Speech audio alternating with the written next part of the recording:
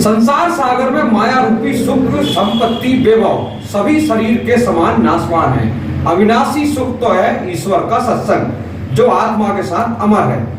उक्त उद्गार प्रदेश के प्रख्यात प्रवचनकर्ता संत भक्त पंडित भगवती प्रसाद तिवारी ने ग्राम रेशलपुर में व्यक्त किए, जहां चतुर्थ दिवस में भगवान श्री कृष्ण का जन्मोत्सव हर्षोल्लास पूर्वक मनाया गया। इटारसी नर्मदापुरम के प्रमुख ग्राम रेशलपुर में आयोजित श्रीमद् भागवत कथा समारोह का ये विराट आयोजन माताजी चोरे परिवार के द्वारा आयोजित किया जा रहा है, जिसमें प्रदेश के प्रसिद्ध प्रवचनकर्ता संत भक्त पंडित भगवती प्रसाद तिवारी द्वारा सांसारिक और आध्यात्मिक स्वरूप में श्रीमद् भागवत जी श्रोताओं को अपने सरल शब्दों में श्रवण करा रहे हैं। कथा के चतुर्थ दिवस में आचार्य श्री तिवारी ने कर्मयोगी भगवान श्री कृष्ण के जन्म के पूर्व की कथा श्रोताओं को श्रवण कराते हुए कहा कि सर्वव्यापक परमात्मा को सदैव अपने निकट अनुभव करते रहना ही सच्ची भक्ति है।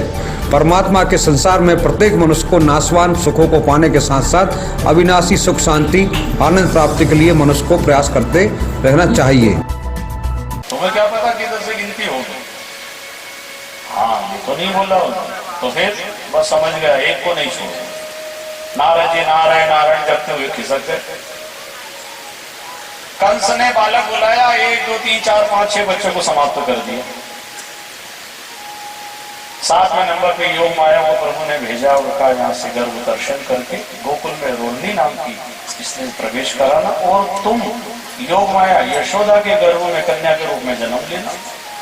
कंस तुम्हें पछाड़ेगा, हाथ से छूट जाना और कलयुग में अष्टभुजा दुर्गा के रूप में तुम्हारी पूजा होगी। नंद गोप गृहे जाता यशोदा गर्भ संभवा ततस्सौ नाशयिष्यामि विंध्याचल निवासिनी।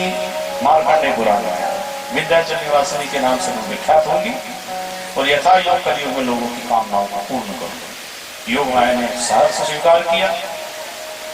8वें नंबर पे आया समय भाद्रपद कृष्ण पक्ष अष्टमी आदि रात को प्रभु ने जेल के अंदर चतुर्युग में दर्शन दिया। वसुदेव देवकी बड़े गदगद हो गए, प्रभु आप हो जेल में? अरे जेल हो, महल हो, जंगल हो, जहां मेरी पवित्र आत्मा रहती है वहां किसी न किसी रूप में मैं दर्शन दे देता हूं।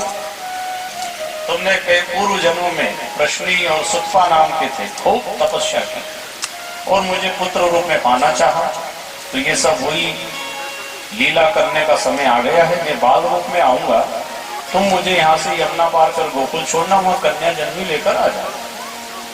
प्रभु कैसे होगा? रात का समय, बेड़ियां, बोलिए चिंता छोड़ो। प्रभु बाल रूप में आए, सूप में लिटाया, बेड़ियां खुल गई, दरवाजे खुल गए, पहरेदार सो गए। आगे निकलते हैं, मंद मंद वृष्टि हो रही है, बिजली के प्रकाश से रात के अंधेरे में रास्ता दिखाई दे रहा है। वसुदेव जी चलते जा रहे हैं, हवाएं चल रही है, फूल के गुच्छे उड़कर भगवान का स्वागत कर रहे हैं। आकाश में गर्जना हो रही है तो ढोल धमाके के लिए बादलों ने भी अपना गर्जना करके भगवान का स्वागत कर रहे। यमुना में गई, यमुना उफान आ रही, प्रभु ने अपना दाहिना चरण छुआया, यमुना शांत हो गई।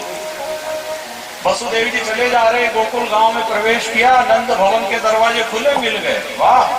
अंदर गए, बालक को सुला दिया और कन्या को उठा करके यमुना पार कर कारागार मथुरा पहुंच गए।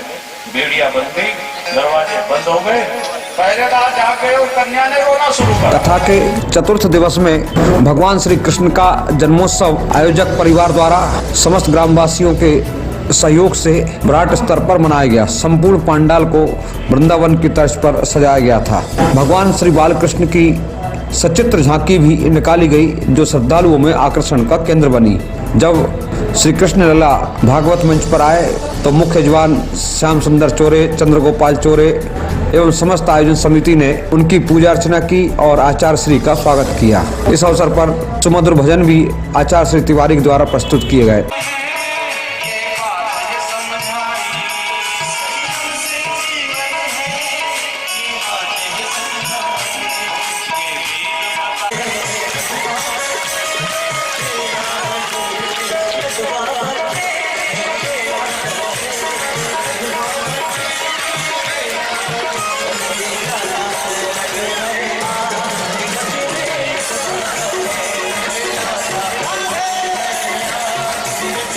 इस चतुर्थ दिवस में दूर दूर से भी श्रोतागण आए थे।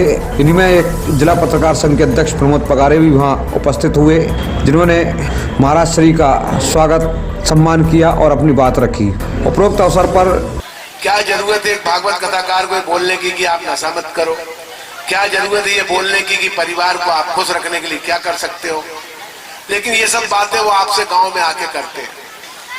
यहाँ बुजुर्ग किसान बैठे हैं, बड़ा उन्नतशील किसान इस क्षेत्र का माना जाता है। 15-20 वर्षों का पहले का याद करो तो कोई इलाहाबाद का पंडा आ जाए, कोई प्रयाग का, कोई किसी भी क्षेत्र का पंडा आ जाए और वो अपनी भागवत के नाम पे मैं धर्मशाला बना रहा हूँ, मैं गौशाला खोल रहा हूँ, और गांव के लोगों से मानसिक रूप से उनको अपनी ओर आकर्षित करके गांव से हजारों लाख रुपए ले जाए। श्री चौरिया कुर्मी समाज नर्मदा मंदिर समिति के अध्यक्ष शिवशंकर झलिया के साथ ही समाज संगठन के अनेक पदाधिकारी मौजूद थे और समस्त ग्रामवासी भी यहाँ पर उपस्थित थे। सभी ने महाराज श्री का स्वागत किया। Bureau report Itarsi.